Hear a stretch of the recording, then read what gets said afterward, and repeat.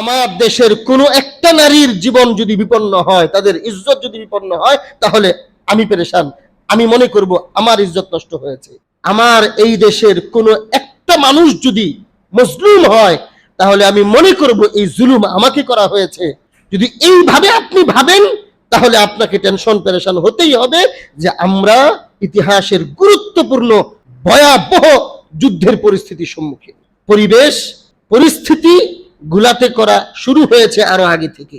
হাদিসে স্পষ্ট এই কথা এসেছে, এই ভারতীয় উপমহাদেশ তথা দক্ষিণ এশিয়ায় মুসলিম এবং মুশরিকদের মধ্যে যুদ্ধ অনিবার্য হবেই, সংঘর্ষ হবে। মুসলমানদেরকে সশস্ত্র যুদ্ধে পরাজিত করার জন্য বহু আগে থেকে মনস্তাত্ত্বিক যুদ্ধ ছেড়ে দেওয়া হবে, সাংস্কৃতিক যুদ্ধ ছেড়ে দেওয়া হবে।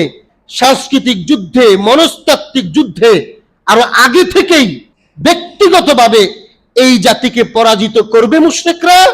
পরবর্তী অংশ যখন সশস্ত্র যুদ্ধ, সশস্ত্র সংগ্রাম, সামরিক যুদ্ধ আসবে, তখন আগে থেকে মনস্তাত্ত্বিক যুদ্ধে পরাজিত হওয়ার কারণে, সাংস্কৃতিক যুদ্ধে পরাজিত হওয়ার কারণে এরা সামষ্টিকভাবে মুশরিকদের সাথে সামরিক যুদ্ধে কোনো সুবিধা করতে পারবে না।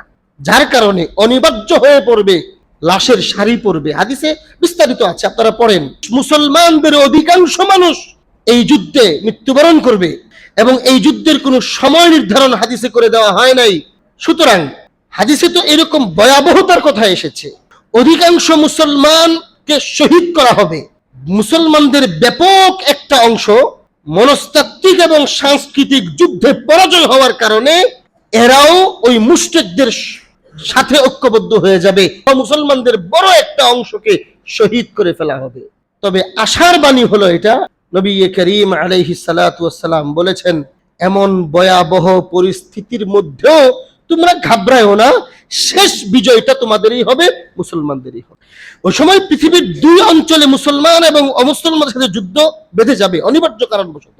বাইতুল মুকাদ্দাস এক অঞ্চল আর দক্ষিণ এশিয়া আরেক অঞ্চল, পরিষ্কার রাসূল বলছেন, এবং উভয় অঞ্চলে মুসলমানদের বিজয় হবে।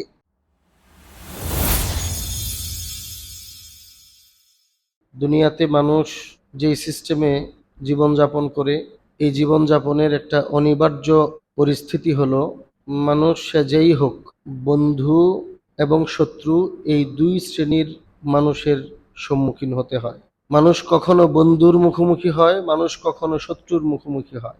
মানুষ কখনো বন্ধুর সাথে বন্ধুত্বপূর্ণ সম্পর্ক গড়ে চলাফেরা করতে হয়, অথবা কখনো শত্রুর সাথে শত্রুতা করে, শত্রুর সাথে মোকাবেলা করে নিজে টিকে থাকতে হয়। দুনিয়ার শুরু লগ্ন থেকে আজ পর্যন্ত, এবং সামনেও এই ধারা চলবে কিয়ামত পর্যন্ত। এটাই সিস্টেম। এই কথাটাকেই কোরআন এবং হাদিসে বা উলামায়ে কেরামের বক্তব্যে বিভিন্ন শব্দে ব্যবহার করা হয়েছে। বহুল প্রচলিত একটা শব্দ হলো হক এবং বাতিল। আমরা যে বলি যে হক এবং বাতিলের মোকাবেলা করেই চলতে হয়, হক হলো আমাদের বন্ধু আর বাতিল হলো আমাদের শত্রু। এই দুইটা পরিস্থিতিতে কিছু নিয়ম নীতি শৃঙ্খলা আছে। এই নিয়ম নীতি শৃঙ্খলার মাধ্যমে যখন আমরা বন্ধুত্বের সম্পর্ক গড়ে তুলব, তখন এই বন্ধুত্বের সম্পর্কটা মধুর হয় এবং শান্তিপূর্ণ হয়। আমাদের সমাজে আমরা শান্তিতে বসবাস করতে পারি। যখন আমাদের শত্রুর মুখোমুখি হতে হয়, অনিবার্য ফলাফল হলো মোকাবেলা করতেই হবে। যদি কখনো শত্রুর মুখোমুখি হয়ে যেতে হয়, এবং হতেই হবে কখনো না কখনো, এটা দুনিয়ার সিস্টেম। দুনিয়ার শুরু লগ্ন থেকে আজ পর্যন্ত এই সিস্টেমটাই চলে এসেছে এবং কিয়ামত পর্যন্ত এইটাই হয়। মানুষকে অবশ্যই কখনো কখনো শত্রুর মুখোমুখি হতে হবে। যখন শত্রুর মুখোমুখি হতে হয়, তখন মোকাবেলা, যুদ্ধ, ছোট হোক বা বড় হোক, অনিবার্য হয়ে পড়ে। তখন মানুষ যদি শত্রুর মোকাবেলায় সঠিক পদ্ধতি অবলম্বন করে, সঠিক কর্মপদ্ধতি নির্ধারণ করে শত্রুর মোকাবেলা করতে ব্যর্থ হয়, তাহলে তার পরাজয় অনিবার্য। আমরা সবসময় একটা কথা বলে আসছি যে ইসলাম আমাদেরকে আমাদের স্বাভাবিক চাহিদাকে সামনে রেখে নির্দেশনা দেয়। মানুষের সৃষ্টিগত কিছু স্বভাবগত চাহিদা আছে। ইসলাম আমাদেরকে যত নির্দেশনাগুলো দেয়, এই সবগুলো নির্দেশনা আমাদের সৃষ্টিগত স্বাভাবিক স্বভাবজাত চাহিদাকে সামনে রেখে দেয়, যার কারণে ইসলামের বিধিবিধানগুলো মানতে আমাদের সহজ হয়। যদি আজকের সময় এবং সমাজের ভাষায় বা পরিবেশের ভাষায় বলি, তাহলে এটা বলতে হবে 100% সায়েন্টিফিক নির্দেশনা, ইসলামের নির্দেশনা একদম 100% বিজ্ঞানসম্মত। ইসলামের প্রত্যেকটা বিধান, প্রত্যেকটা নির্দেশনা একদম শতভাগ বিজ্ঞানসম্মত। এজন্য ইসলাম আমাদেরকে এই কথাটা বলে যে সবসময় বন্ধু এবং শত্রুর মোকাবেলা তোমাদেরকে সামনাসামনি হতেই হবে। যদি যখন যে সময় শত্রুর মুখোমুখি হয়ে যাবে তখন এখানে মোকাবেলা, যুদ্ধ এটা অনিবার্য হয়ে পড়ে। সঠিক দায়িত্বশীলতার সাথে, সুন্দর কর্মপদ্ধতির সাথে যদি তোমরা শত্রুর মোকাবেলা করতে পারো তাহলে সফল হবে অথবা ব্যর্থ হবে। মানুষ যখন শত্রু দুই ভাগে বিভক্ত হয়ে সামনাসামনি হয়ে যায় তাহলে কোনো একজনের পরাজয় তো অনিবার্য, এটা হবেই। এখন তুমি পরাজিত হবে না বিজয়ী হবে তোমার কর্মপদ্ধতি তোমাকে বলে দিবে। এজন্য ইসলাম আমাদেরকে, যেহেতু এই বিষয়টা আমাদের স্বভাবের সাথে সম্পৃক্ত, বন্ধুত্ব এবং শত্রুতা মানুষের স্বভাবের সাথে সম্পৃক্ত, এজন্য ইসলাম এই ব্যাপারে আমাদেরকে নির্দেশনা দিয়েছেন। শত্রুর সাথে যখন মোকাবেলা হবে ওই সময় দুইটা জিনিস খুবই গুরুত্বপূর্ণ। ইসলাম আমাদেরকে শিখায় যে শত্রুর মোকাবেলা তো করতেই হবে তোমার জীবনের কোনো না কোনো অসময়ে। শত্রুর মোকাবেলা করতে হলে দুইটা জিনিস লক্ষণীয়, দুইটা বিষয়ের সামষ্টিক জ্ঞান, প্রজ্ঞা এবং সমন্বয় এটা অবশ্যই লাগবে যদি তুমি শত্রুর মোকাবেলায় বিজয়ী হতে হয়। এই দুইটা জিনিসের সমন্বয়হীনতা তৈরি হবে, সমন্বয় হবে না, এই দুইটার একটা থাকবে তো একটা থাকবে না, তাহলে তোমার পরাজয় অনিবার্য।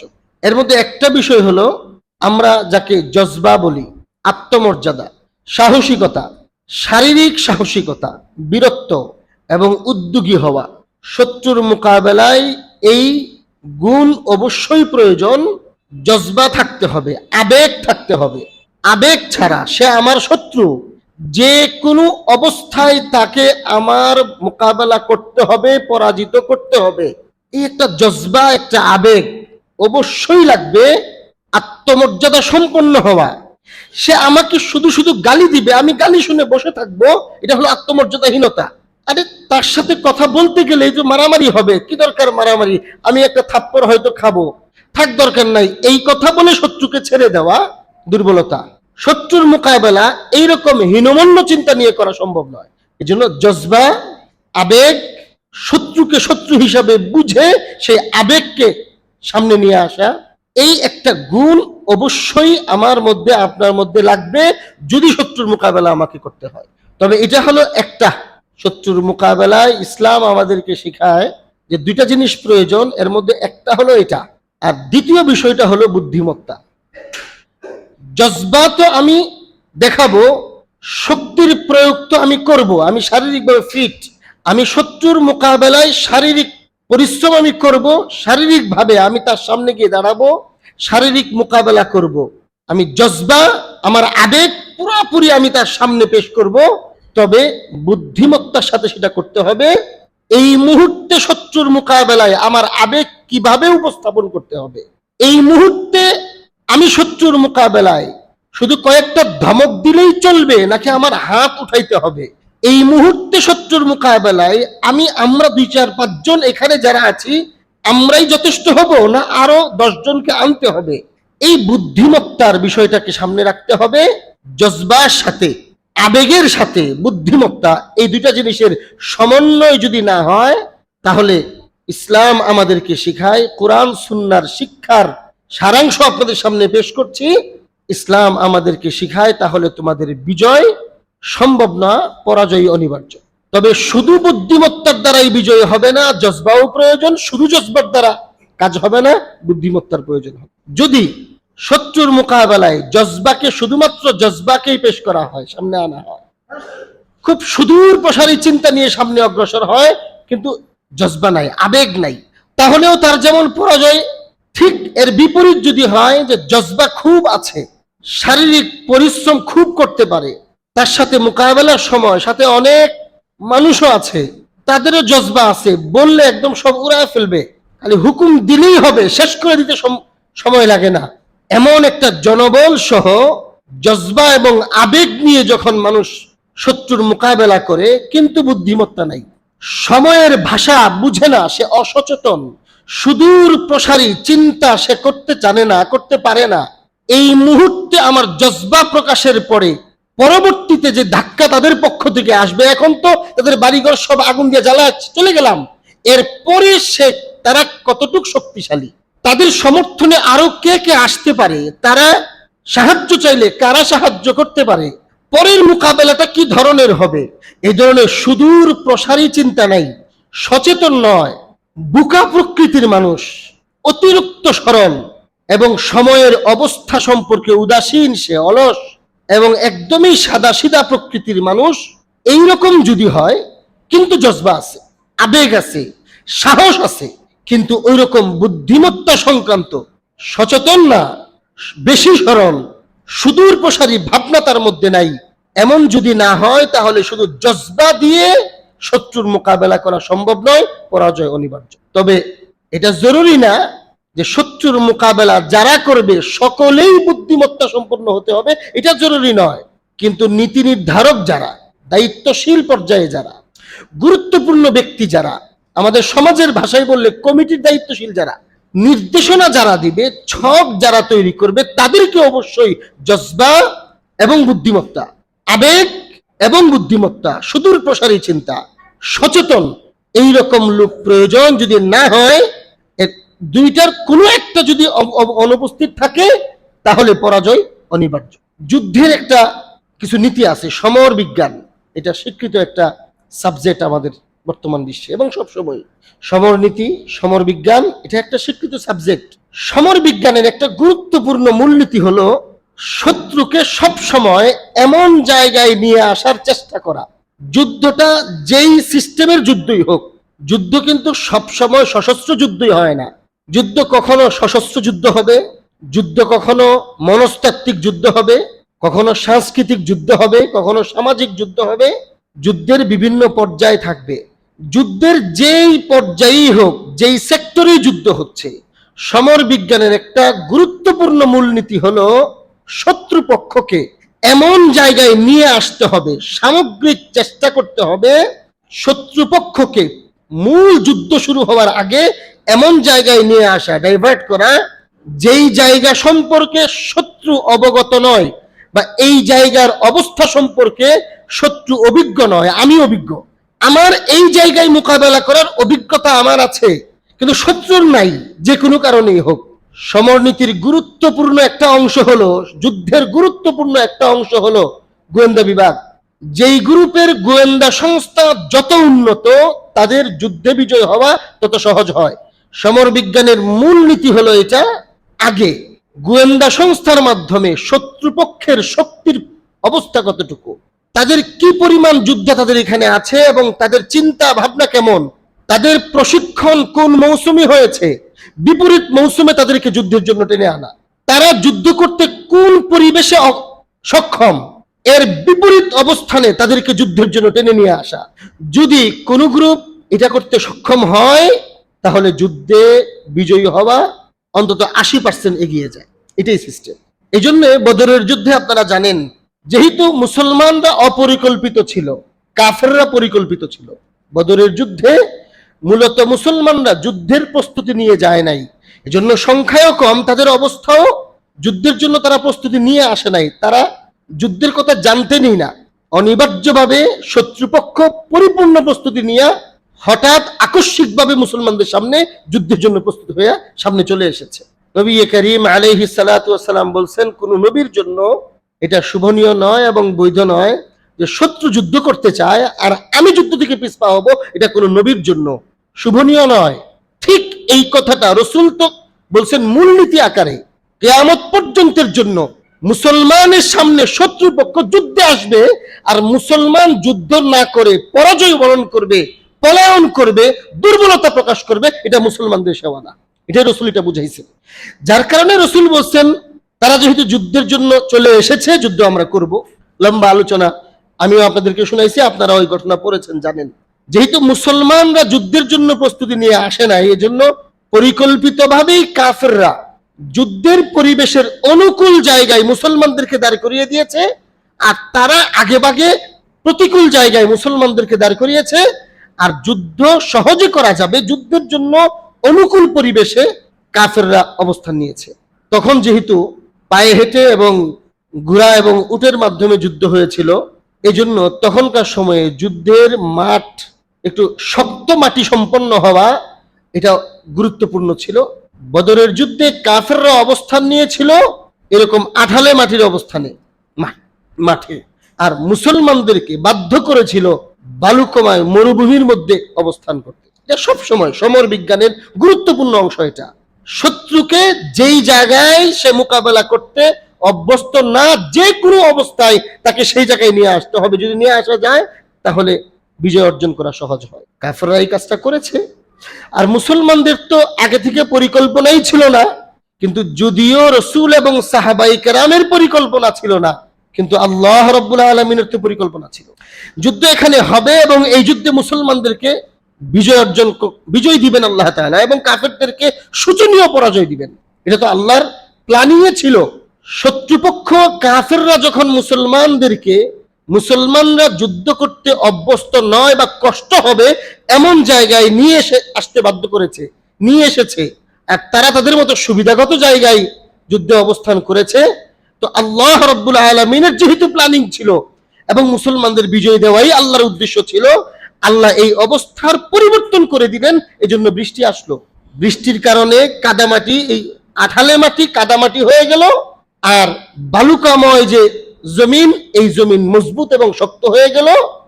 শক্ত মাটিতে মুসলমানদের যুদ্ধ করা সহজ, আর কাদামাটিতে ওদের জন্য যুদ্ধ করা কঠিন। এটা হলো মূলনীতি। এই মূলনীতি আকারে তারাও ষড়যন্ত্র করেছে, পরিকল্পনা করেছে। ঠিক এই মূলনীতিতে আল্লাহ তাআলাও পরিকল্পনা করেছেন, যার কারণে মুসলমানদের বিজয় হয়েছে, তাদের শোচনীয় পরাজয় হয়েছে। এটা সিস্টেম। আজ আমরা জাতিগতভাবে, আমরা এই দেশের মানুষ এবং বিশেষ করে মুসলমানরা ইতিহাসের গুরুত্বপূর্ণ একটি যুদ্ধবিধ্বস্ত পরিস্থিতির সম্মুখীন। এটা আমি আপনি বুঝি বা না বুঝি, এটা আমরা মানি বা না মানি, এটা আমরা স্বীকার করি বা না করি, এই কথাটাকে আমাদেরকে মেনে নিতেই হবে। যদি এখনো সময় আছে এই জাতির বুঝা এই কথাটা, আমি পরিষ্কার বলতে চাই, অনেক বছর যাবত আপনাদেরকে বলে আসতেছি, আজকেও পরিষ্কার এই কথা বলতে চাই, এই জাতি, আমরা বাঙালিরা, বাংলাদেশের মুসলমানরা, ভারতীয় উপমহাদেশের মুসলমানরা, এই কথাটা যত আগে বুঝবো আমাদের জন্য ততটা সহজ হবে।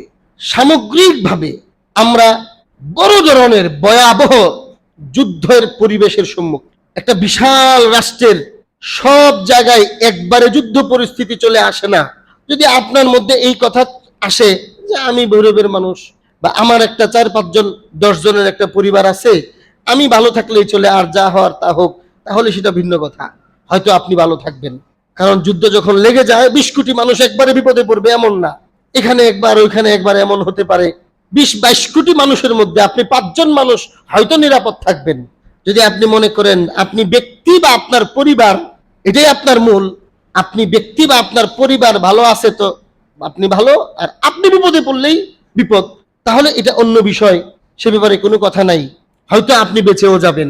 কিন্তু যদি আপনি এটা মনে করেন যে আমার দেশ নিরাপদ থাকলে আমি নিরাপদ, আমার দেশের 22 কোটি জনগণ যদি হয়, এই 22 কোটি জনগণের মধ্যে মুসলিম, অমুসলিম, সংখ্যালঘু, সংখ্যাগুরু, এদেশের সকল নাগরিক শান্তিপূর্ণভাবে যদি থাকে, তাহলে আমি অশান্তিতে থাকলেও আমি শান্তি। আর এদেশের জনগণের কোনো একজন যদি অশান্তিতে থাকে, কারো একজনের যদি অনিরাপদ পরিবেশ তৈরি হয়, আমার দেশের কোনো একটা নারীর জীবন যদি বিপন্ন হয়, তাদের ইজ্জত যদি বিপন্ন হয়, তাহলে আমি পেরেশান।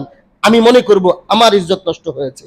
আমার এই দেশের কোনো একটা মানুষ যদি মজলুম হয়, তাহলে আমি মনে করব এই জুলুম আমাকে করা হয়েছে। যদি এইভাবে আপনি ভাবেন, তাহলে আপনাকে টেনশন পেরেশান হতেই হবে যে আমরা ইতিহাসের গুরুত্বপূর্ণ ভয়াবহ যুদ্ধের পরিস্থিতির সম্মুখীন। সেটা আজকে হোক, 2 দিন পরে হোক, বা 10 বছর পরে হোক, পরিস্থিতি গুলাতে করা শুরু হয়েছে আরো আগে থেকে। এবং আমি আপনাদেরকে আশ্বস্ত করি এই কথা বলে, হাদিসে স্পষ্ট এই কথা এসেছে, এই ভারতীয় উপমহাদেশ তথা দক্ষিণ এশিয়ায় মুসলিম এবং মুশরিকদের মধ্যে যুদ্ধ অনিবার্য হবে, সংঘর্ষ হবে। মুসলমানদেরকে যুদ্ধে পরাজিত করার জন্য, সামরিক যুদ্ধে, সশস্ত্র যুদ্ধে পরাজিত করার জন্য আগে থেকে, বহু আগে থেকে মনস্তাত্ত্বিক যুদ্ধ ছেড়ে দেওয়া হবে, সাংস্কৃতিক যুদ্ধ ছেড়ে দেওয়া হবে। সাংস্কৃতিক যুদ্ধে, মনস্তাত্ত্বিক যুদ্ধে আরো আগে থেকেই ইনফিরাদিভাবে, ব্যক্তিগতভাবে এই জাতিকে পরাজিত করবে মুশরিকরা। পরবর্তী অংশ যখন সশস্ত্র যুদ্ধ, সশস্ত্র সংগ্রাম, সামরিক যুদ্ধ আসবে, তখন আগে থেকে মনস্তাত্ত্বিক যুদ্ধে পরাজিত হওয়ার কারণে, সাংস্কৃতিক যুদ্ধে পরাজিত হওয়ার কারণে এরা সামষ্টিকভাবে মুশরিকদের সাথে সামরিক যুদ্ধে কোনো সুবিধা করতে পারবে না। যার কারণে অনিবার্য হয়ে পড়বে, লাশের সারি পড়বে। হাদিসে বিস্তারিত আছে, আপনারা পড়েন।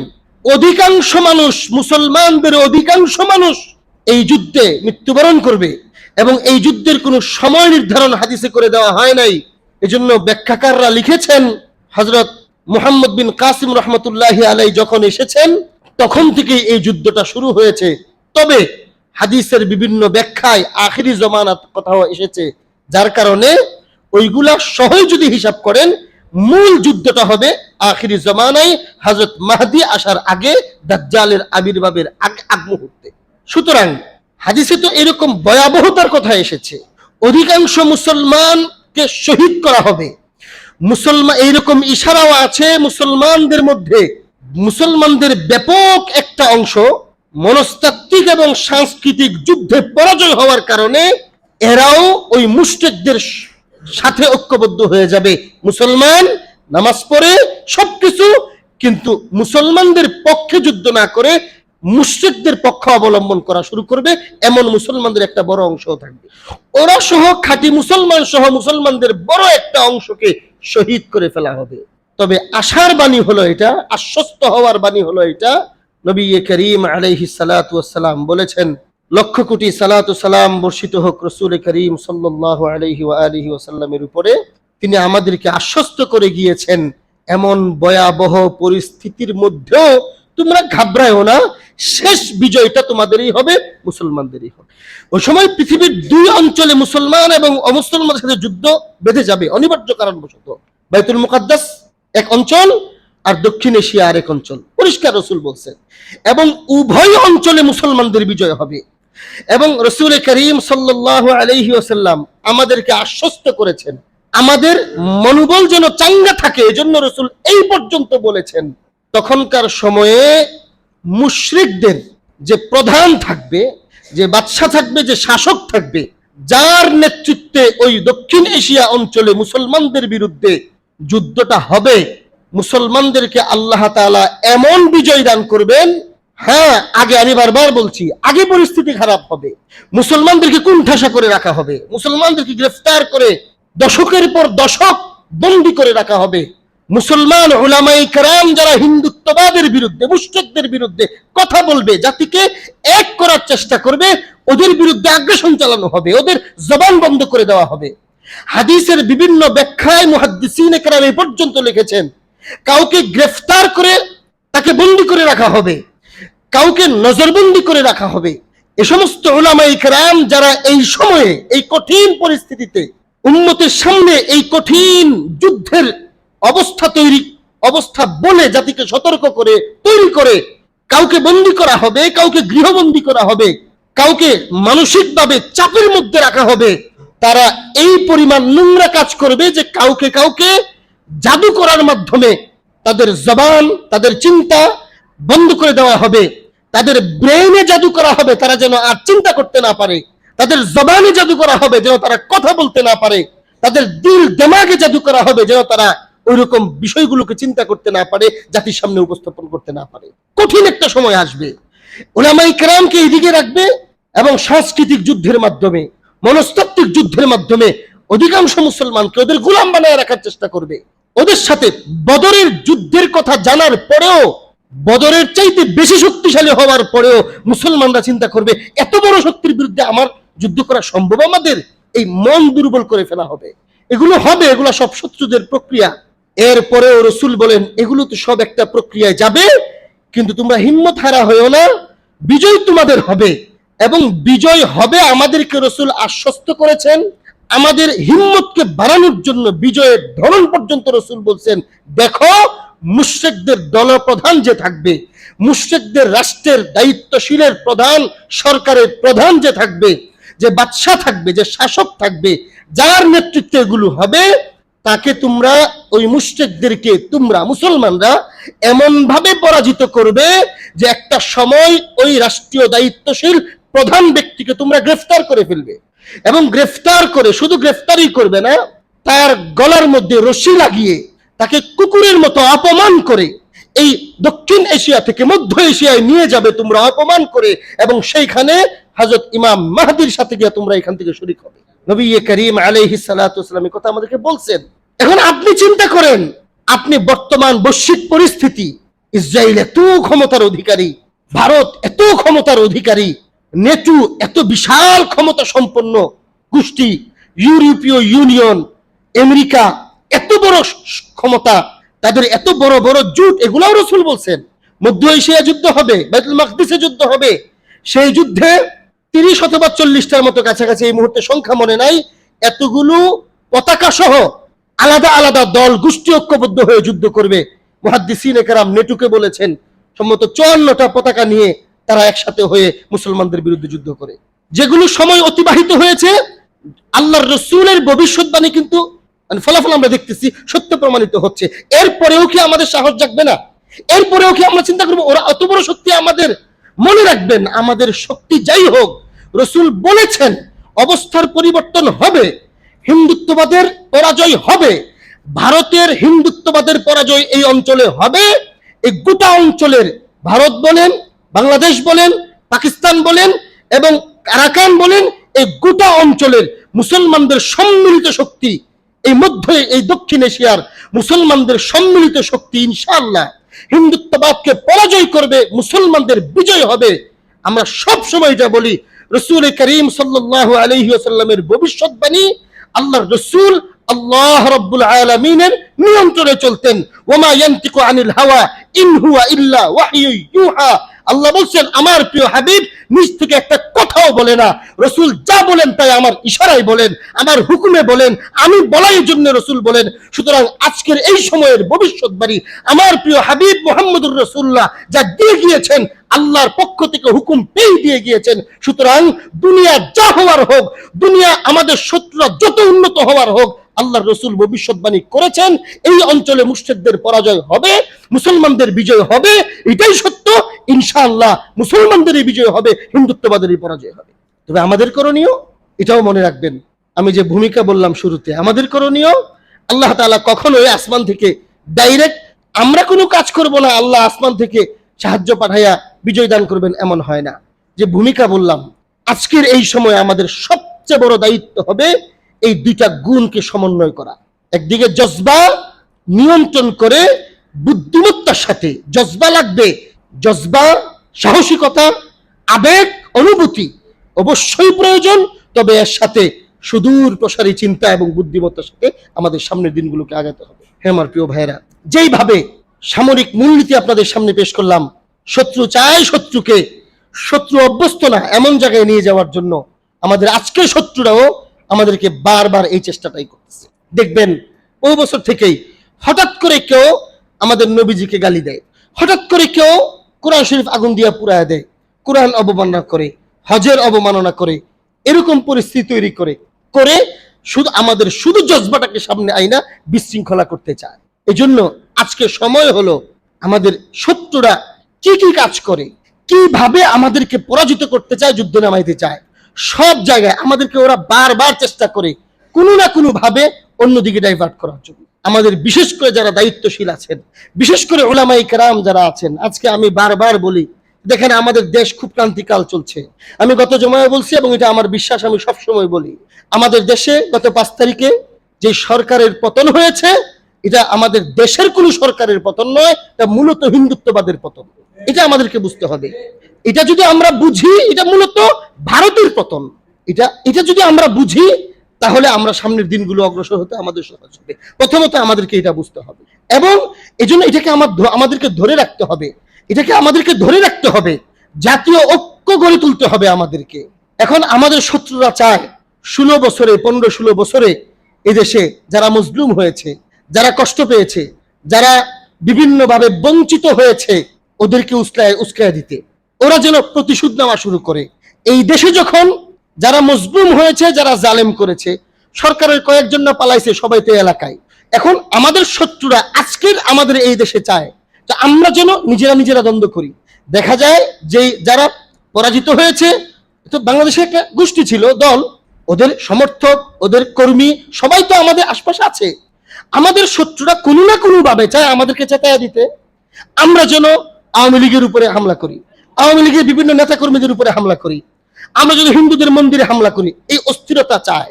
আজকে সময় হলো, যদি হিন্দুত্ববাদের পরাজয় হয় তাহলে হিন্দুত্ববাদ যেন আবার মাথাচাড়া দিয়ে উঠতে না পারে। বাকি আমরা যারা মজলুম হয়েছি, যারা এই দেশকে নষ্ট করে শেষ করে দিয়েছে, ওদের দায়িত্বশীলদের তো সিস্টেম অনুযায়ী বিচার হবে। দেখতেছেন প্রতিদিনই একজন করে গ্রেফতার হইতেছে। এগুলা আইনত ভাবে বিচার হচ্ছে, বিচার হবে। বিচারের জন্য সরকারকে আমরা জাতি হিসাবে চাপ প্রয়োগ করা। কিন্তু সাধারণভাবে আমরা যারা সাধারণ নাগরিক, আমরা আইন হাতে তুলে নিয়ে একজনের উপরে একজন চড়াও না হয়ে বরং তাদেরকে বুঝিয়ে পুরো দেশ এবং জাতিকে আবার নতুন করে গড়ে তোলার জন্য সকলের সমষ্টিক ঐক্যতার সাথে একতাবদ্ধ হয়ে সামষ্টিক মেহনত করা, এটা হলো আমাদের সবচেয়ে বড় প্রয়োজন। এবং এর সাথে সাথে যদি আমাদের দেশের মূল শত্রু হিন্দুত্ববাদ এবং মুশরিকরা হয়ে থাকে, তাহলে এটা বলতে কোনো দ্বিধা নাই। এবং এটাই আমাকে বুঝতে হবে, বিশ্বাস করতে হবে, আমরা হলাম ইসলামী শক্তি। এটা বুঝতেই হবে। এই দেশে সেকুলারিজম দিয়া কোনো কাজ হবে না, আবার গন্ডগোল হবে। আমাদের বিজয় হয়তো আরো 50 বছর পিছিয়ে যাবে। এই দেশের ভবিষ্যৎ ইসলামের উপরে, এই দেশের ভবিষ্যৎ ইমানের উপরে, এই দেশের ভবিষ্যৎ ইসলামী ভাবধারার উপরে। সুতরাং আমি বলছি না এই মুহূর্তেই এদেশের রাষ্ট্র ব্যবস্থাকে ইসলামীকরণ করা হোক, কিন্তু এটা বলছি জাতিগতভাবে সকলকে এই মুহূর্তে এটা বুঝতে হবে যে ইসলামী শিক্ষা ব্যবস্থা, ইসলামী বিচার ব্যবস্থা, ইসলামী কূটনৈতিক ব্যবস্থা, ইসলামী সরকার ব্যবস্থা এবং ইসলামী মূল্যবোধের সরকার, সর্বোপরি ইসলামী খেলাফত রাষ্ট্র ব্যবস্থা ছাড়া এই দেশের শান্তি এখনো হয় নাই, সামনেও হবে না। সুতরাং আমাদেরকে সেদিকে হাঁটতে হবে, সেদিকে চিন্তা করতে হবে। উলামায়ে কেরামের মধ্যে অনেক বিভক্তি আপনারা দেখেছেন এতদিন, আলহামদুলিল্লাহ এখন সেই বিভক্তি অনেকটা কমে এসেছে। আমাদের উলামায়ে কেরামের মধ্যে এক একজন এক এক চিন্তার অধিকারী ছিল। এটা আমি মনে করি আমাদের শত্রুদের একটা চক্রান্ত ছিল। ওই যে বললাম, যেই জায়গায় অভ্যস্ত না ইসলামী মূল্যবোধে বিশ্বাসীরা ঐক্যবদ্ধ যুদ্ধে অভ্যস্ত, বিভক্তি হয়ে যুদ্ধে অভ্যস্ত না। আজকে বাংলাদেশে দেখেন ইসলামী অঙ্গন কতগুলা দল। যারা রাজনীতিকে পছন্দ করবে, রাজনীতি করেন, তারা রাজনৈতিক দলে ইসলামী রাজনৈতিক দল কতগুলো আছে আপনাদের 5, 7টা, 10টা, 15টা হয়ে যাবে। আবার এদেশের উলামায়ে কেরামের মধ্যে কেউ কেউ আছেন ইসলামী রাজনীতিকে এদেশের সাধারণ সিস্টেমের গণতান্ত্রিক পদ্ধতির রাষ্ট্র ব্যবস্থাকে তারা বৈধ মনে করেন না।